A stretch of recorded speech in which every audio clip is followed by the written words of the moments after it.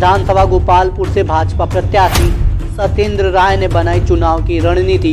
कहा 2022 विधानसभा चुनाव में बनेगी प्रचंड बहुमत से बीजेपी की सरकार। आप देख रहे हैं राजू राजभर की खास रिपोर्ट।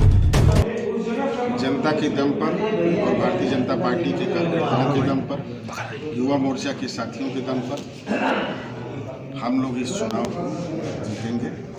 योगी जी के काम के दम पर जो गांव, गरीब, किसान, मजदूर, माताओं, बहनों के लिए काम हुआ है, विकास के जो कार्य हुए हैं, डोर टू डोर कैंपेन करके जनता से मिलेंगे। सारे हमारे साथी पदाधिकारी, नेता और जनता सब निकल पड़ेंगे और रिजल्ट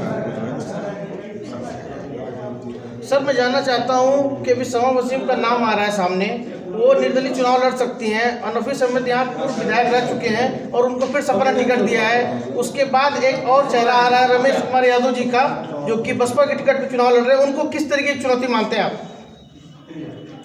भारतीय जनता पार्टी कार्यकर्ताओं की पार्टी है और चुनाव में हमारे शीर्ष नेतृत्व से लेकर, केंद्रीय नेतृत्व से लेकर, प्रदेश के बड़े नेताओं से लेकर सारे लोग डोर टू डोर कैंपेन करते हैं। चुनाव को हम भारतीय जनता पार्टी की उपलब्धियां और किए हुए कार्य के दम पर जनता के बीच में हम चुनाव लड़ते हैं। हमें इससे कोई फर्क नहीं पड़ता है कि कौन आ रहा है, कौन सामने है, कौन कहाँ है, कौन सामने चुनाव लड़ने वाला है, कौन बैठने वाला है। भारतीय जनता पार्टी का कार्यकर्ता देवतुल्य मतदाताओं के समक्ष जाकर के उपलब्धियों के आधार पर, अपने कार्य के आधार पर वोट मांगेगी और पूरी तरह से जनता जो है समर्थन के वोट में तैयार है और बैठी हुई है और पूरा समर्थन मिल भी रहा है। क्षेत्र आता है गोपालपुर में, देवांचल क्षेत्र, जहाँ पे बाढ़ पीड़ित हमेशा इस समस्या से प्रतीक रहे हैं, उन लोगों के लिए आप क्या करना चाहते हैं अगर आपको मौका मिलता है तो? बाढ़ देखिए किसी साल जो है ज़्यादा आती है, किसी साल कम आती है और बाढ़ के टाइम में जो है उसको दैवीय आपदा बोला जाता है। उसमें भी जो सरकार को जितना भी कार्य करना चाहिए, जो राहत का और जो इसका काम होता है, वो बराबर सरकार ने किया है। और देवारा क्षेत्र में जहाँ तक वहाँ की भौगोलिक स्थिति उस अनुकूल है, लेकिन सरकार जो है समय समय पर जो है ध्यान दिया है सरकार ने और काम किया है।